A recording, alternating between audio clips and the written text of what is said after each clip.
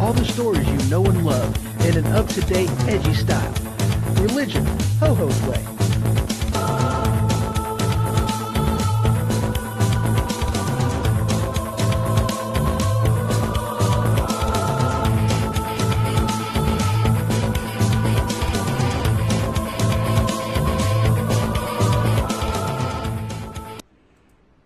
All right. Welcome to Religion Ho-Ho's Way, and I am your host, Ho-Ho. And let's see, I am broadcasting live, streaming live, actually, in the attic. And let's see, I'm streaming on YouTube, Periscope, and Mixer. I wasn't able to get QTV to work properly. I don't know what the deal was with that one. That sucks. Oh well, it's alright though, it doesn't matter. Let's see here. And for those who are streaming, actually, I do have the call-in number that you see right there active. It is 217-917-4405 if you want to be part of the show. Otherwise, if you are listening to this through Spreaker, it is pre-recorded and will be posted at 7. So, there you go. All right, so today's show I'm going to be touching on a couple topics, depression, and something that kind of ties into it in a matter of speaking, the difference between being wise and being foolish. So, there you have it. Depression's one of them things that I don't like it. I don't like depression at all. I've suffered from it for a while. It's not nothing that I generally talk about at all. But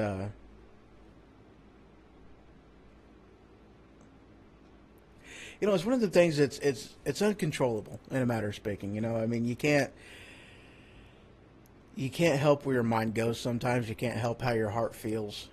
Sometimes it's I've heard people tell, or at least people say that it's it can be attributed to like a vitamin and mineral imbalance, of which case, I can, at least if you're talking a chemical imbalance, I can see that, because if you don't have, the proper diet, then, I mean, it's going to throw all kinds of things off. So, I mean, I see that, but it's also one of them things that, I mean, if you're talking depression from circumstances in your life and from, just how things have been going, I mean, there's no pill for that, and that's one of them things that and part of this is from I being I'm a type A personality, I'm in control of my own destiny, and if I don't want anybody to make me feel, nobody can make me feel bad unless I let me feel bad, make me feel bad. Yeah, there we go. So it's one of them things that, considering I'm very much of a type A personality, it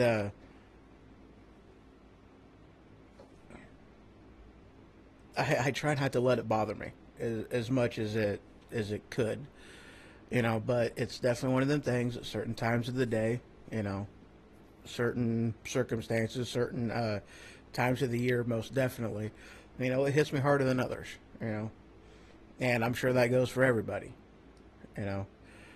Um, and really, with depression, it's one of them things that, nobody can make you feel better. Especially when you tie in anxiety with it. Anxiety. It's a, I gotta admit, I don't have anxiety. A good friend of mine, he does, and you throw anxiety in with that depression, and it's like, holy crap. I mean, it's paralyzing. Depression by itself is pretty paralyzing, but you throw in, did I just? Oh, I did. Oh, okay, that's what that is. All right, I won't kick that no more. Sorry. um, but yeah, you throw in depression on top of anxiety, and it's holy shit. I mean, there's no getting away from that. But one of them things that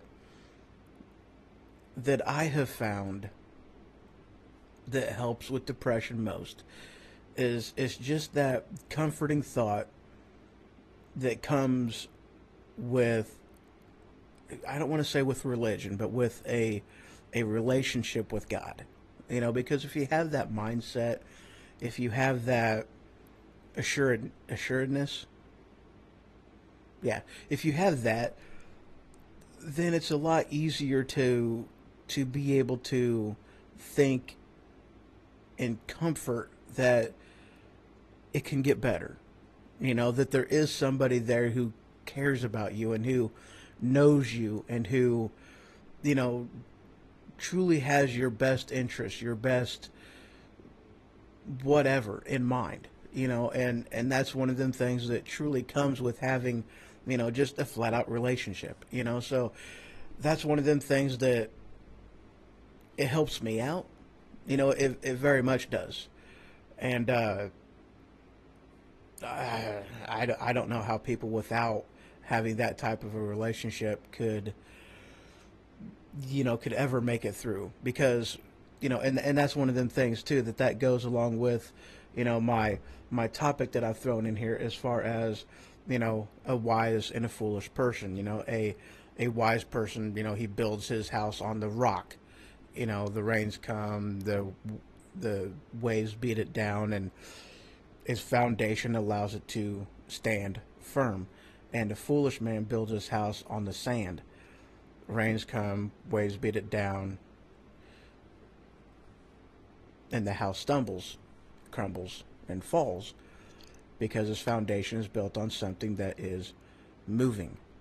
And that's one of the things about having that relationship, is because with that foundation, something that is stable, something that you can depend on, something that is the same today, tomorrow, yesterday. That's something that truly helps me with the whole depression thing, because with having that immovable object in my life, that's something to ground me and keep me rooted. Sometimes it doesn't do a very good job, but it's there, and it's something I can depend on. It's something that I know that no matter what, it'll be there. So that's one of the things that helps me. And that's one of them things about, this really isn't going to be all that long of a show, guys. It really isn't. I don't have a whole terrible amount going on with this one, but let's kind of move on a little bit. I want to take a slight break on here, and going to talk about the more things with the wise and the foolish. We've gone 12 minutes in this, something like that. 10 minutes.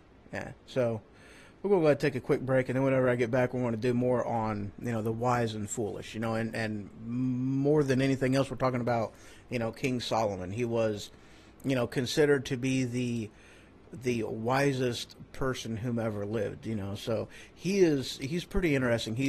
I believe he's the one who wrote the book of, yeah, he's the one that wrote the book of Proverbs, and of course Song of Solomon. That was him as well.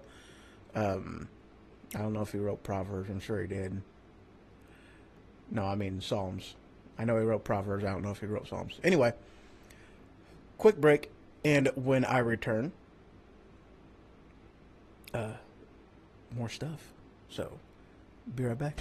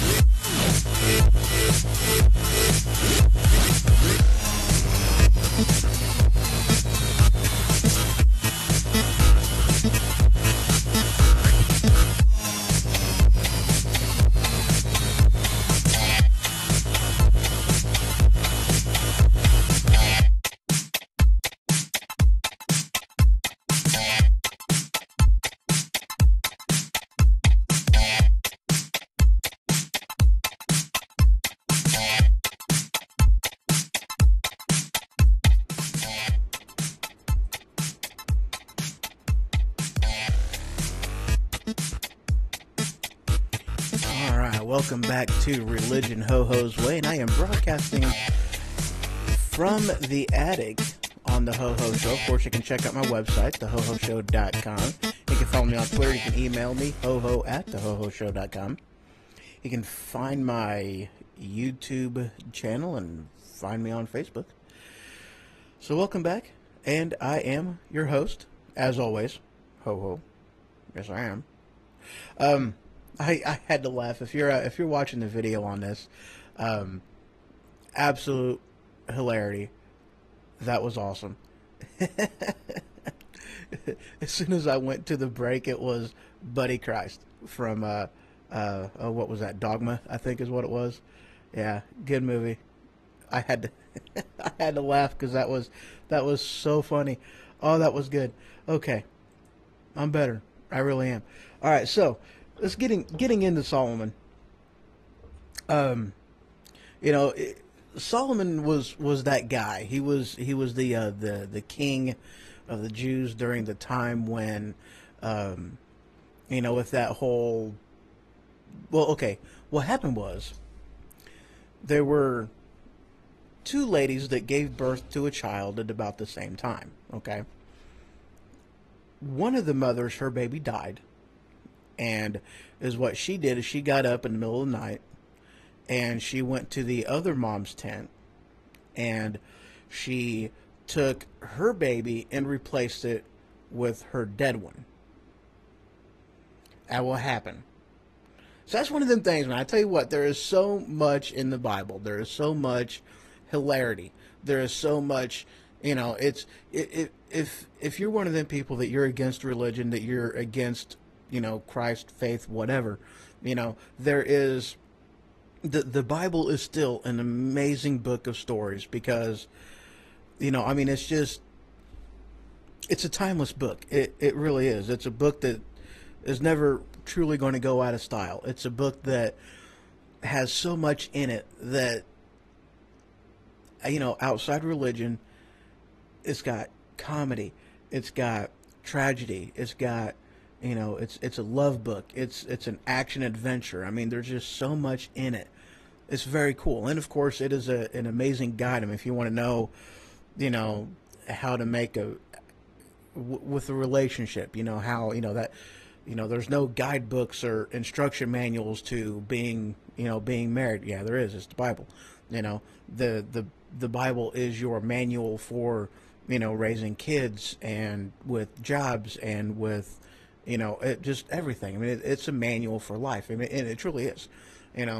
Outside religion, just to follow its teachings will help you out in your journey a lot. Outside religion, it'll help you. It truly is an amazing book. So here you have it. Two moms giving birth at roughly the same time, and one died. Don't know how, but one died, and then she traded her dead son for the other lady's live son. Now, of course, the next morning when the mom woke up and found that her son was dead, I mean, she immediately knew that that was not her child. A mother knows her child. And she obviously knew, this is not my child. And, because this wasn't a huge city, obviously if one knew the other, then the other knew that one as well. And so she knew whose child that was, and she went to that lady and said, "Give me back my baby." She's like, "That's not my baby. This is my baby. That's not my baby. That baby's dead. My baby isn't dead. My baby's alive." And so they go to the king, and the king goes, "Okay, I'll tell you what. This is what we'll do. All right. Since you both are putting claims on this baby, okay, then is what we'll do is we'll just cut the baby in half, right down the center. This way you each have an equal part of an equal portion of this baby. So there you go. Now, of course, it'll kill the baby, but hey, you'll each have a baby. If your claim is on this child, then that's what we'll do." And one of the ladies was like, "Okay, yeah, that's exactly what we should do. Just cut the baby in half. There you go." And the other woman was like, "No, no, no, no, no, no. That's fine. I relinquish my claim on the baby. She can have the baby. Don't cut the baby in half. Don't kill the baby. Just give it to her, and okay, fine." And Solomon knew straight away that's the baby's mom. Because the mother of that child cared more about the child's life than a contention of her right to that child. So in order to let the child live, because she loved the baby more than herself, more than her claim, and that's how Solomon knew that's the person, she's the real mother of this child. So King Solomon then took the baby, gave it to the real mom. There you go.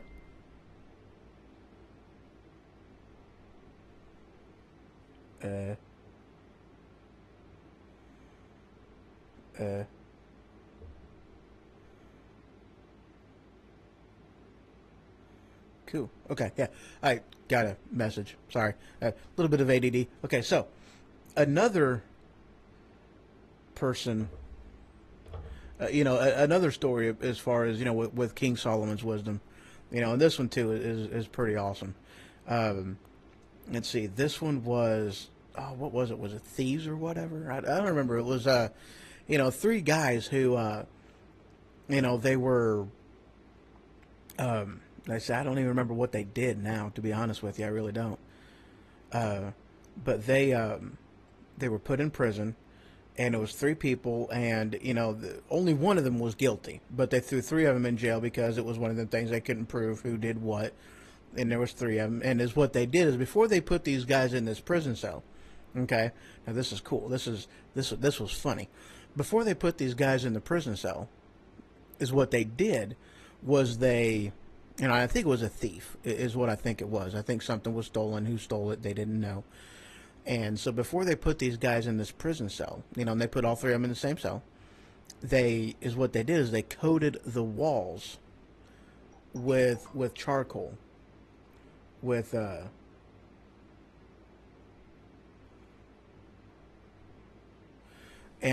is what they did. When they got done coating it with the charcoal and whatnot, and they told the guys, it's like, okay, look now, the Spirit of the Lord is going to come in here, and it is going to mark the guilty person's back in such a way that it will let us know that you are the one who is guilty of doing this. So of course, the people that weren't guilty, they didn't care. I mean, they slept on the ground, and they didn't care about that marking because they knew that they wasn't guilty. They did not try to protect their back. And the guy who did it, of course, he slept with his back right up against the wall. He's like, ain't nobody putting any mark on my back. I ain't gonna have it. So he slept with his back, guarding it the entire night. And of course, nothing happened. So he's like, he's staying awake all night. Nothing happens. And then finally, morning comes, jailer comes in, and he looks at their back, and he goes, aha, you're the guilty party. Guy's like, nobody marked on my back. And it's like, well, duh, you tried to hide your back from justice, from the hand of justice. I just thought that was a cool story. That was neat. So, but one of the things, too, about King Solomon, whenever I think of wisdom, okay, it is knowledge that comes from experience that merges with your actions, and that is where wisdom comes from, okay? Because it's not enough to know, a knowledge. It's not enough to have knowledge, okay? And ignorance is different than all of that, because ignorance is not knowing something because you don't know about something, okay? Ignorance can be cured with knowledge.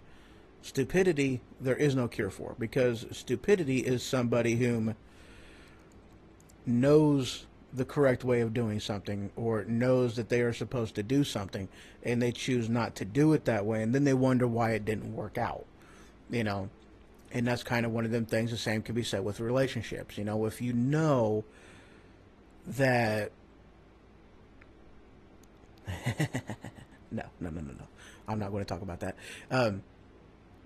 If you know that if you are going to do something, you have to do it this way, and then you choose not to do it that way, and then it doesn't work out, and it doesn't happen, then or at least you should know that it wasn't going to work out.